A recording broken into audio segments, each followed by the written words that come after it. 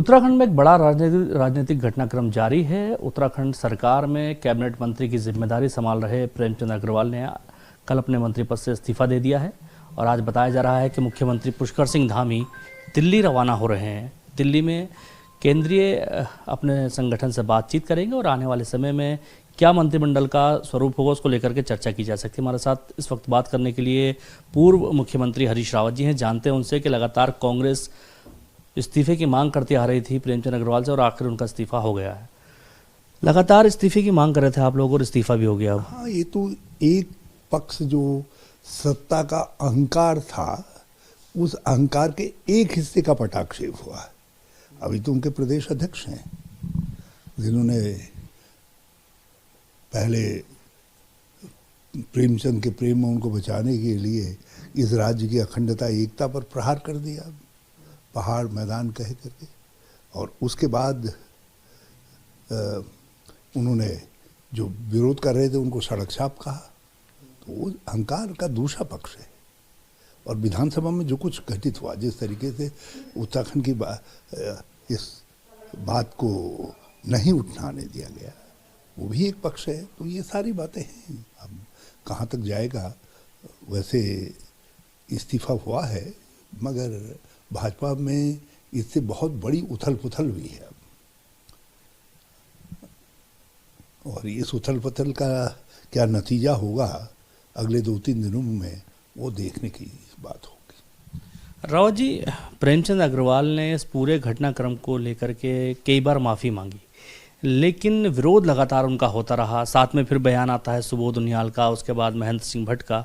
लगातार जो है बयान आए, क्या ये एक मुख्य कारण रहे कि प्रेमचंद अग्रवाल पर लगातार प्रेशर बनता रहा इस्तीफा देने का, जिस तरह से कल उन्होंने इस्तीफा दिया? देखिए, जब वो और मुख्यमंत्री खड़े थे विधानसभा में, उस समय वो उठते, वो भी क्षमा मांगते, और मंत्रिमंडल के सहयोगी ने से ऐसी असंयमित कुत्सित भाषा का उपयोग हुआ है जिससे मेरे राज्य की अखंडता, हमारे राज्य की एकता पर, भावनात्मक एकता पर प्रभाव पड़ता है।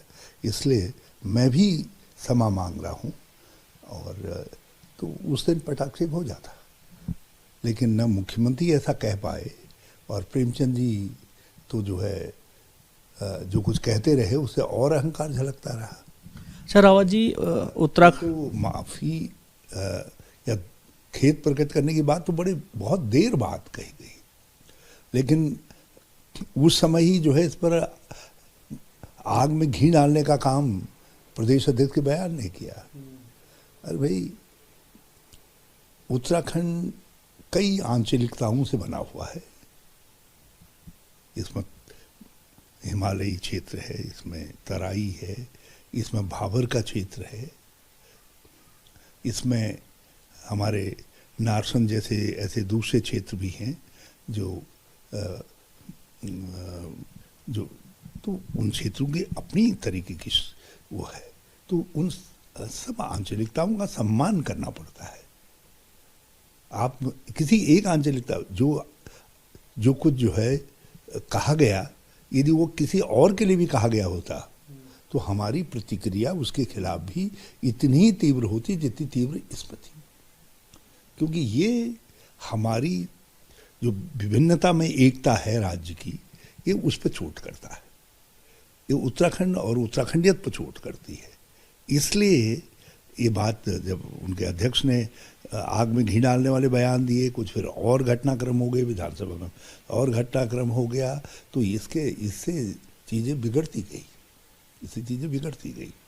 और मगर मैं इस बात को जानता था कि भारतीय जनता पार्टी ये खतरा नहीं ले सकेगी, क्योंकि उनके अस्तित्व पर इसका असर पड़ता।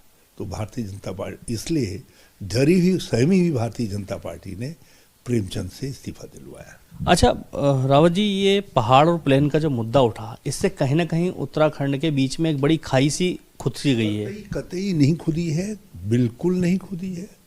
जो विवेकशील लोग मैदान के भी थे, उन्होंने भी उसको उस भाव को कंडेम किया, कहा नहीं ये नहीं होना चाहिए था। कोई नहीं चाहेगा कि किसी भी कम्युनिटी को, किसी समुदाय को, किसी प्रकार की बोली बोलने वालों को, किसी तरीके की आंचलिक संस्कृति को अपने में समेटे हुए सामाजिक ग्रुप को कोई उस तरीके से संबोधित करे जिस तरीके से प्रेमचंद जी ने कह दिया। क्या इस तरीके की बात यदि गन्ना उगाने वालों के लिए कहा जाता तो क्या हम उसको सहन करते?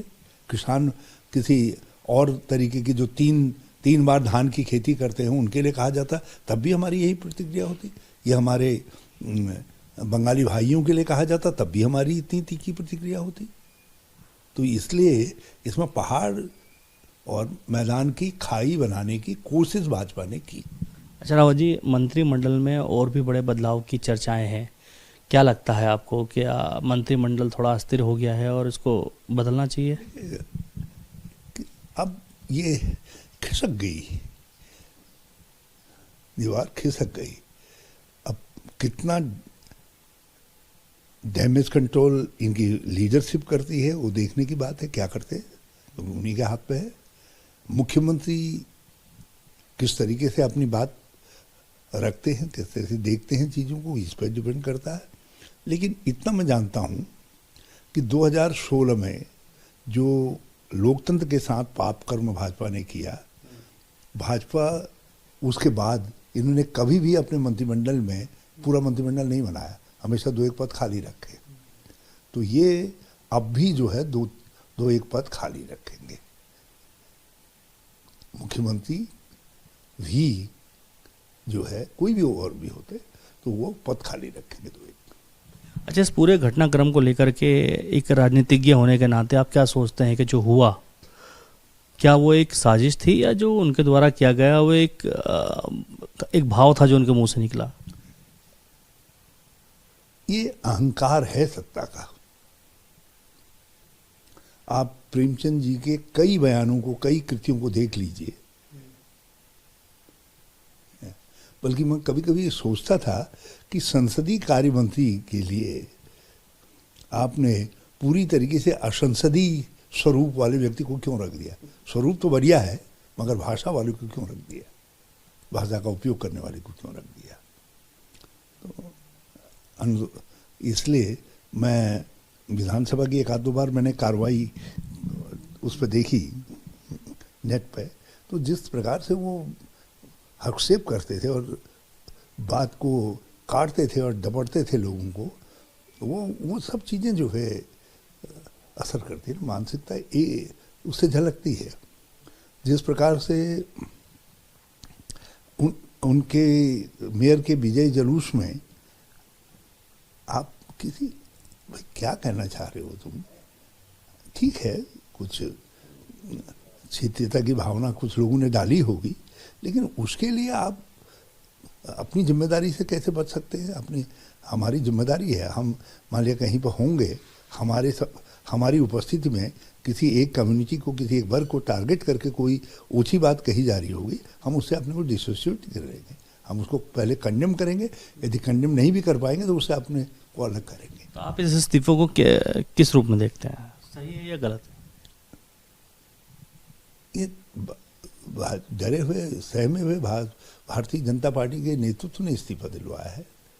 वो समझ गए थे कि ये मामला बहुत गहरा जा रहा है, तो ये उनका इस्तीफा है, उनके द्वारा इस्तीफा करवाया गया है। और आप इस बात से भी देख लीजिए कि जो कल तक विरोध के स्वर थे कि इस्तीफा क्यों करवाया गया, अब वो विरोध के स्वर दब गए होंगे, क्योंकि पार्टी में रहना है। तो भाजपा के अंदर तो जी हाँ कहना है, वहाँ तो आंतरिक लोकतंत्र है ही नहीं। चलिए, हमारे साथ बात करने के लिए हरीश रावत जी थे, जिन्होंने प्रेमचंद अग्रवाल के इस्तीफे को लेकर के कई बातें कही। उनका साफ तौर पे कहना था कि प्रेमचंद अग्रवाल जी ने जो किया वो सीधे तौर पर सही नहीं ठहराया जा सकता, लेकिन पहाड़ और प्लेन के बीच जो खाई खोदने की कोशिश की जा रही है वो सही नहीं है। Danish Khan, ABP live, Uttarakhand. For exclusive and insightful videos, subscribe to our new channel ABP Live Premium.